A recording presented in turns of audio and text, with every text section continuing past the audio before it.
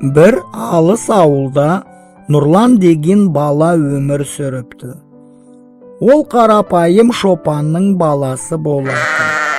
Бірақ өзі ылғи ұлы саудагер болуды армандайтын.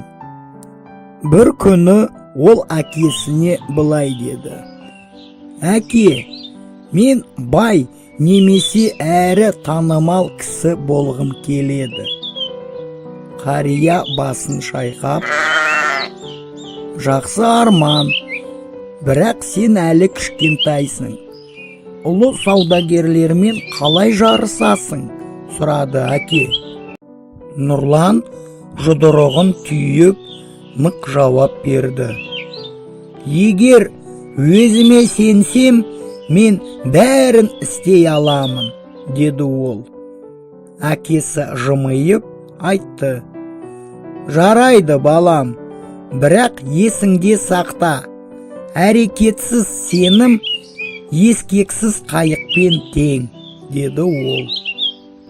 Келесі күні Нұрлан бағы жанар ма екен деп қалаға тартты. Ол өзімен бірге тек бір уыс кептірілген жеміс пен аздап сүт қана алды. Базарда ол бай нәрселермен толы керемет дүңгіршектерді және саудагерлерді көрді.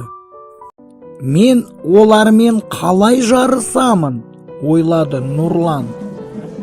Бірақ сол сәтте ол әкесінің сөзін есіне алды. «Егер өзіме сенсем, мен бәрін істей аламын», деді ол өз-өзіне. Ол жерге орамалын жайып, кептірілген жемістерін сата бастады. Адамдар жанынан өте берді. Бір кезде қарт керуенші тоқтады. «Бұл жемістер қайдан, балақай?» деп сұрады керуенші. «Бұл біздің алқапта өсірілген ең жақсы жемістер аға», деді Нұрлан мақтанышпен. Керуенші дәмін татып таңғалды. «Дәмді екен», деді ол. Содан балаға қарап айтты: «Мына тиындарды ал да тағы әкеліп бер». Осылайша Нұрланның саудасы басталды. Бірақ көп ұзамай қиын кезең туды. Оның жемісі таусылып, жаңасын табу оңай болмады. Жауын жолдарды шайып тастап, сондықтан ешкім барғысы келмеді. «Барма балам», деді әкесі, «бұл тым қауіпті», деді ол. Бірақ Нұрлан өзіне сенді. «Мен қазір шегіне алмаймын әке.